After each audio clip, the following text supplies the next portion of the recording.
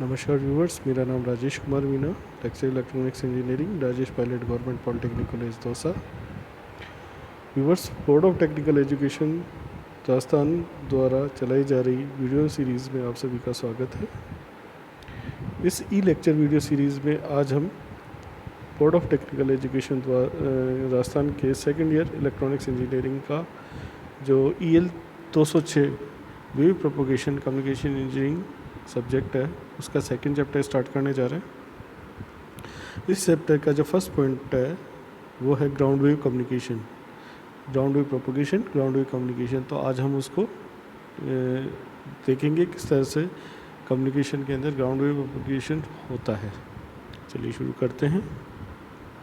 आज के इस टॉपिक में हम पहले तो मोड्स ऑफ वेव प्रोपोगेशन देखेंगे, allocation of frequencies for broadcasting, different layers और regions in ionosphere, ground surface waves या ग्राउंड वेव्स या सरफेस वेव्स, और फेडिंग ऑफ सिग्नल्स को देखेंगे।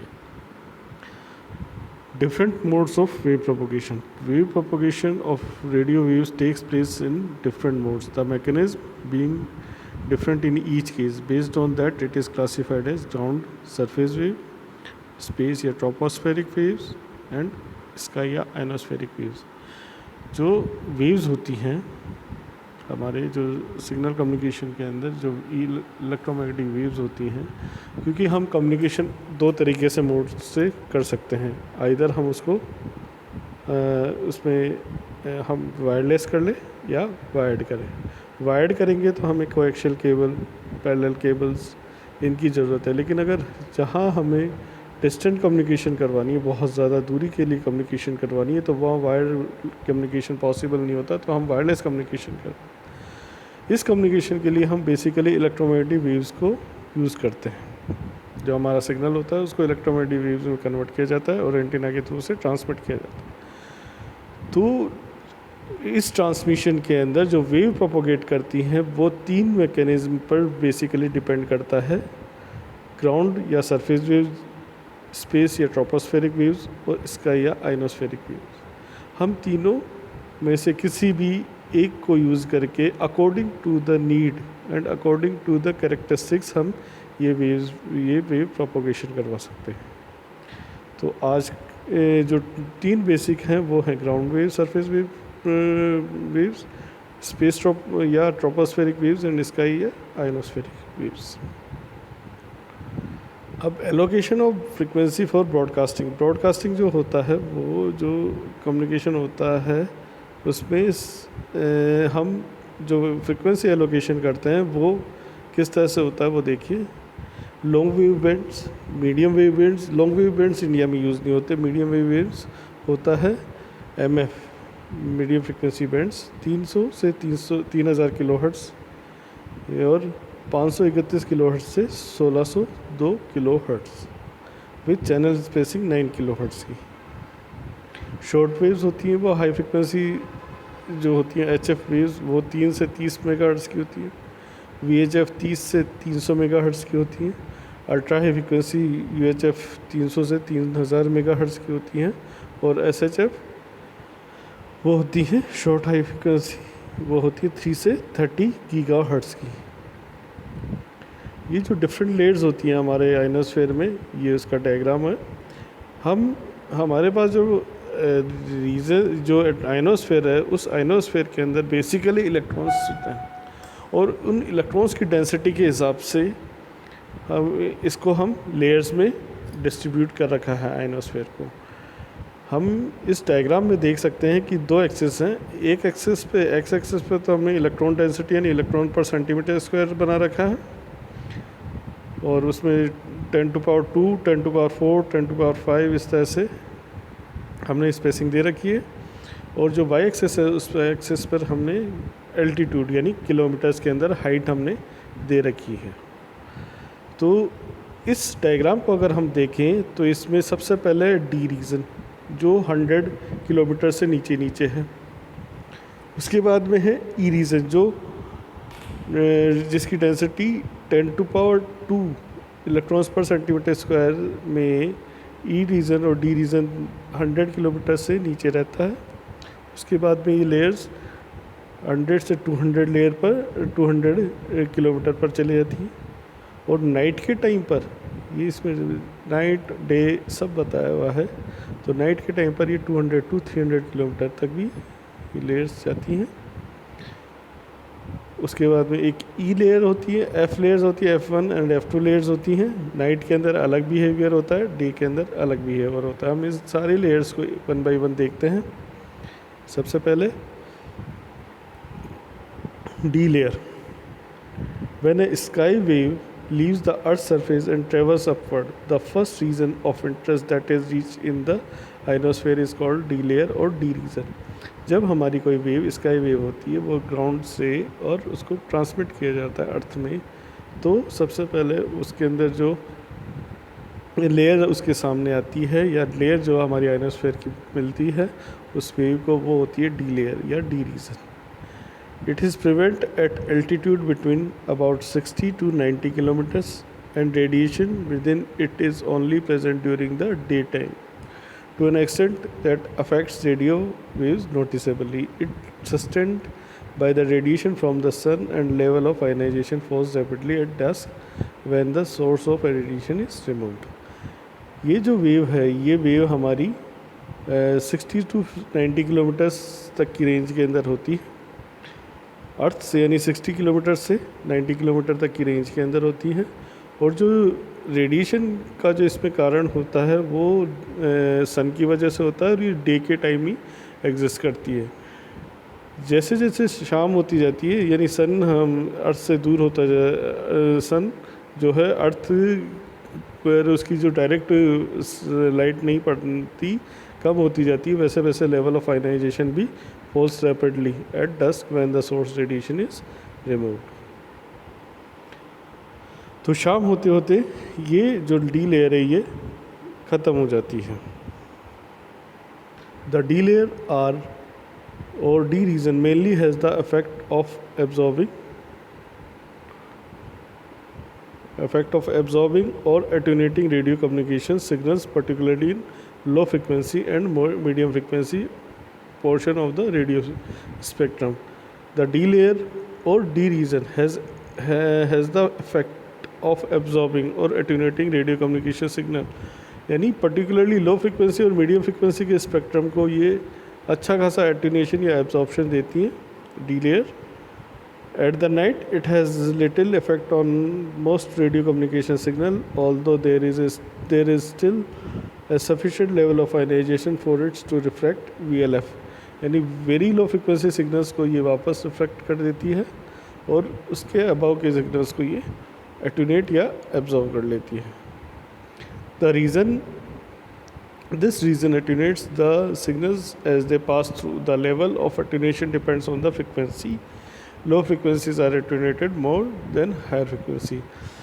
जो एटूनेशन होता है वो एटूनेशन हमारा फ्रिक्वेंसी के ऊपर डिपेंड करता है और इन्वर्सली प्रोपोर्शनल होता है स्क्वायर ऑफ द फ्रिक्वेंसी, यानी जितनी ज़्यादा फ्रिक्वेंसी होगी उतना ही कम हमारा एटूनेशन कम होगा।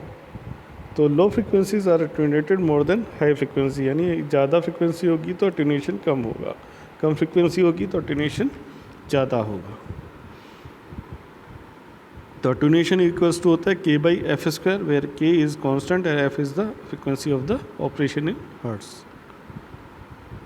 नेक्स्ट है E region. The E region और E layer is above the D layer. E layer D layer से ऊपर होती है। इट एग्जिस्ट एट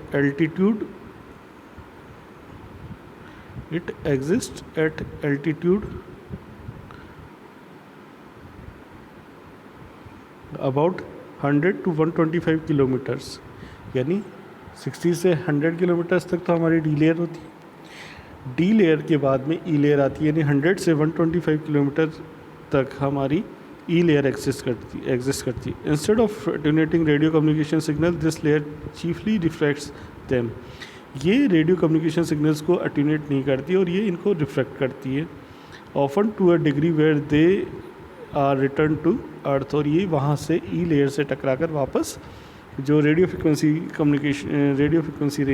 सिग्नल्स होते हैं वो यहाँ टकराकर और वापस अर्थ पर रिफ्लेक्ट हो जाते हैं। as they appears to have been reflected by this layer. However, this layer still act as an attenuator to a certain degree. ये जैसे ये लेयर है, इस लेयर से मोस्ट ऑफ द सिग्नल्स तो हमारे जो रेडियो फ्रिक्वेंसी कम्युनिकेशन सिग्नल्स हैं वो सिग्नल्स मोस्ट ऑफ तो हमारे वापस रिफ्लेक्ट हो जाते हैं, लेकिन कुछ हद तक यहाँ भी अटेन्यूएशन होता है. At the altitude where the E layer or E region exists, the air density is much less than it is for D region. यानी इस A layer के अंदर या E region के अंदर जो air density होती है वो D region के मुकाबले कम होती है. This means that when the free electrons are excited by radio signals and vibrate, for fewer collision occurs.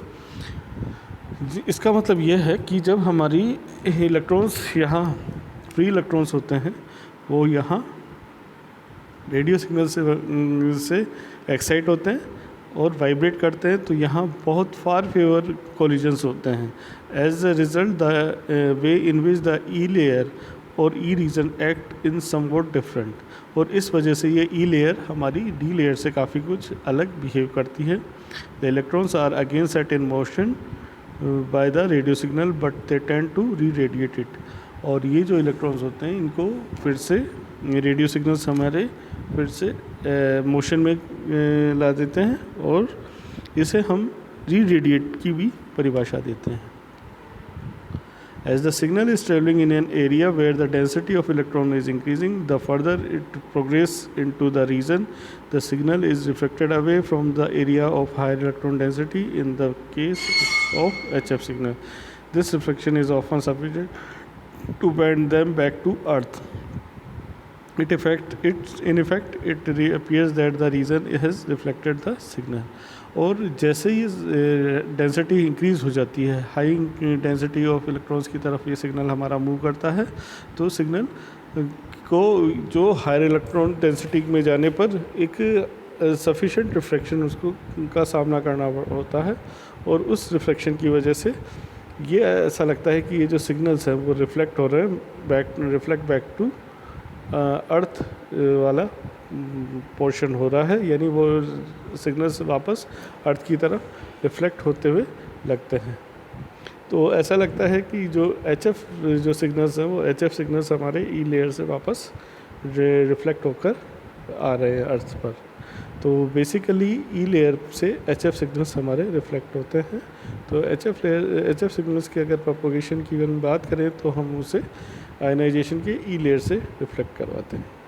Like the D region, the level of ionization falls relatively quickly after dark as the electron and ions recombines and it virtually disappears at night. हाँ, जो ई layer है, इस ई layer में भी again जो communication या refraction का कारण है वो इलेक्ट्रॉन डेंसिटी है. जब हमारे सन जो होता है उसकी रेज़ हमारे अर्थ से दूर हो जाती है, यानी वो दूसरे पार्ट ऑफ द वर्ल्ड के अंदर हमारा सन की रेस जाने लगती है, तो फर्स्ट पार्ट के अंदर हमारा नाइट या अंधेरा हो जाता है. उस अंधेरे की वजह से, उस absence of light of radiation या सन रेडिएशंस की वजह से वहाँ जो इलेक्ट्रॉन्स का जो आयनाइजेशन है वो आयनाइजेशन ख़त्म हो जाता है, और उस आयनाइजेशन ख़त्म होने की वजह से वहाँ फ्री चार्ज कैरियर्स नहीं रहते हैं, वो रिकम्बाइन हो जाते हैं. तो वहाँ से फिर जो हमारा रिफ्रैक्शन है वो भी ख़त्म हो जाता है, तो सिग्नल वहाँ रिफ्लेक्ट ना होके पास हो जाता है. तो जो ई लेयर है वो भी डी लेयर की तरह ही शाम के बाद में, यानी अंधेरे में रात के समय वो डिसअपियर हो जाती है. Then F region, the most important region in the ionosphere for long distance high frequency radio communication is F region. During the daytime, when radiation is being received from the sun, it often splits into two layers. यानी F reason है वो high frequency radio communication के लिए best suitable reason है, और ये दिन के टाइम पर ये जो F रीजन है ये दो लेयर्स के अंदर स्प्लिट हो जाती है.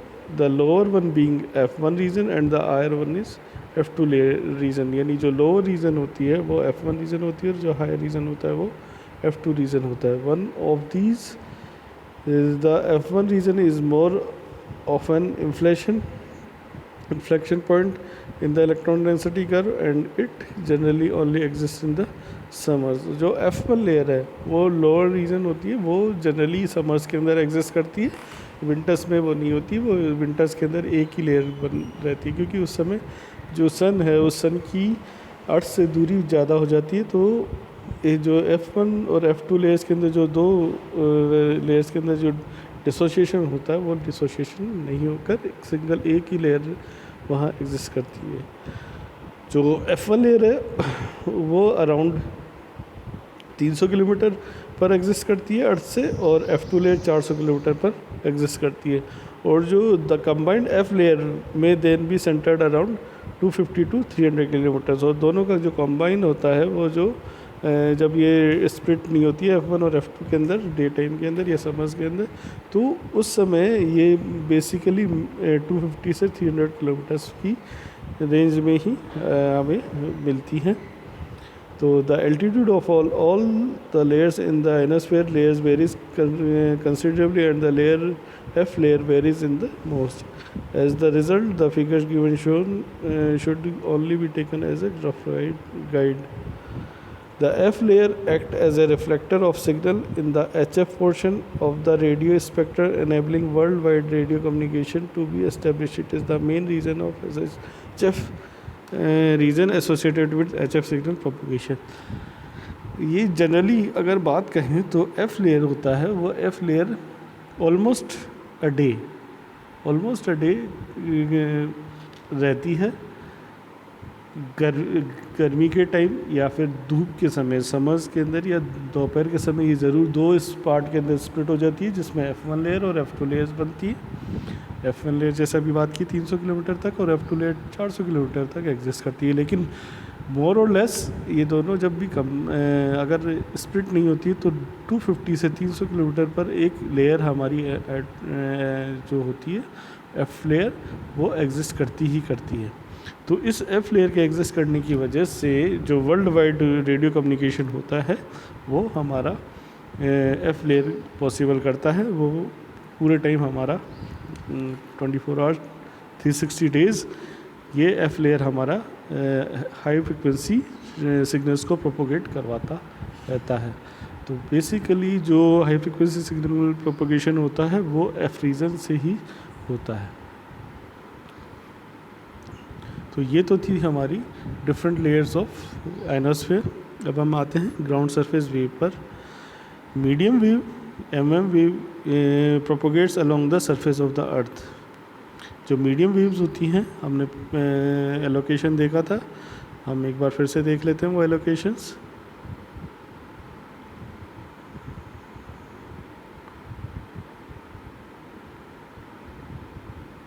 ये medium wave 300 to 3000 kilo hertz तक है। इनको हम मीडियम वेव या मीडियम फ्रिक्वेंसी रेंज बोलते हैं। तो मीडियम वेव्स जो ग्राउंड वेव्स होती हैं वो मीडियम वेव्स प्रोपोगेट होती हैं along the surface of the earth. जो अर्थ का सरफेस है उसके अलोंग ये वेव्स हमारी प्रोपोगेट होती हैं। Medium wave induce current in the ground wave over which it passes and thus loss some energy by absorption. Basically जो मीडियम वेव्स होती हैं वो मीडियम अर्थ और के बीच के अंदर एक करंट, अर्थ का जो हमारा कंडक्टिव पार्ट होता है, कंडक्टिव कैरेक्टरिस्टिक्स होता है, उन दोनों के बीच में एक इंडक्शन ऑफ करंट का काम करता है। तो मोस्ट ऑफ द एनर्जी क्या होती है हमारे मीडियम वेव की, वहीं एब्जॉर्ब हो जाती है। The range of such coverage depends on the frequency, power of the transmitter, ground condition like salinity and conductivity of the ground water और water over which the wave propagates and the water vapours content. जो range होती है वो हमारी range होती है medium wave frequency या ground wave surface wave propagation के अंदर, वो डिपेंड करता है बेसिकली ऑन फ्रिक्वेंसी। और जो पावर होता है ट्रांसमीटर पावर, जो ग्राउंड कंडीशंस होती हैं, जैसे ग्राउंड कंडीशन सैनिटी है, सैलिनिटी होता है खारापन, यानी जैसे हमारा कोई सरफेस है जहाँ पानी है वो खारा है तो वहाँ ज़्यादा आयनाइजेशन होता है, तो वहाँ ज़्यादा लॉसेस होते हैं। और क्योंकि ये सारे ही, और एक चीज़ और है कंडक्टिविटी ऑफ द ग्राउंड, और वाटर। ये सारे क्या है कि क्योंकि जब ग्राउंड के अलोंग हमारी अगर वेव चलेगी तो जो वेव है वो ग्राउंड के साथ करंट इंड्यूस करती है, तो ग्राउंड में करंट इंड्यूस करने की वजह से उसमें पावर लॉसेस हो जाते हैं, इसलिए उसकी रेंज इस पर डिपेंड करती है। जो रिसीव सिग्नल स्ट्रेंथ होती है वो होती है V = 120 पाई HRHTL/πD, यानी 120 पाई तो होता है characteristic impedance of free space. जो हमारा फ्री स्पेस होता है उसका कैरेक्टरिस्टिक इम्पीडेंस 120 पाई होता है। ST होता है height of transmitting antenna, HR होता है effective height of receiving antenna, I होता है current, antenna current, and D होता है distance from the transmitting antenna. तो जो रेंज होती है सिग्नल की या रिसीव सिग्नल स्ट्रेंथ होता है वो हमारा इस फॉर्मूला से गवर्न होता है। अब हम देखते हैं फेडिंग ऑफ सिग्नल क्या होता है। When both ground waves and sky waves signals are received, fading occurs in those areas where the signals are of comparable strength and the area is called fading zone. This feeding zone should be kept as far as away as possible from the transmitter. The optimum antenna that achieves this objective is of height 0.55 lambda, where lambda is the wavelength of the operating frequency. Basically fading signal में क्या है कि जब हमारे दोनों तरह की wave, ground waves और स्काई वेव्स, जहाँ ग्राउंड पर या ग्राउंड के जिस पॉइंट पर जिस एरिया के अंदर आकर मिक्स होती हैं, तो क्या होता है कि वहाँ हमारे ये जो डिफरेंट कंपोनेंट्स के साथ ट्रेवल करने वाली वेव्स हैं वो एक दूसरे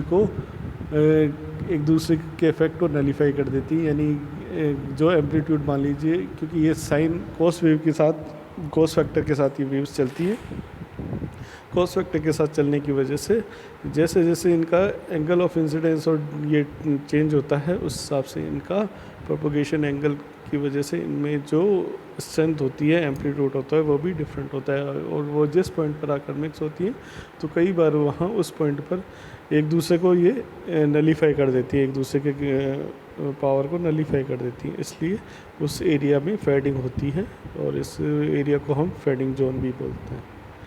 इसके लिए ये है कि हमें जो ऑप्टिमम एंटीना हाइट होती है वो है 0.55 लैम्डा, और लैम्डा क्या है, wavelength of the operating frequency. जो ऑपरेटिंग फ्रिक्वेंसी उसकी वेवलेंथ के 0.55 के मल्टीपल के अंदर अगर हम एंटीना की हाइट रखेंगे तो फेडिंग ऑफ सिग्नल हमारा काफ़ी कुछ कंट्रोल हो सकता है, ख़त्म तो नहीं हो सकता।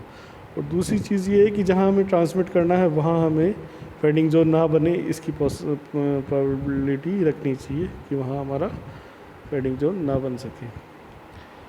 आई होप आपको ये ग्राउंड वेव और ये लेयर, डिफरेंट लेयर्स हमारे आयनोस्फीयर की समझ में आई होगी।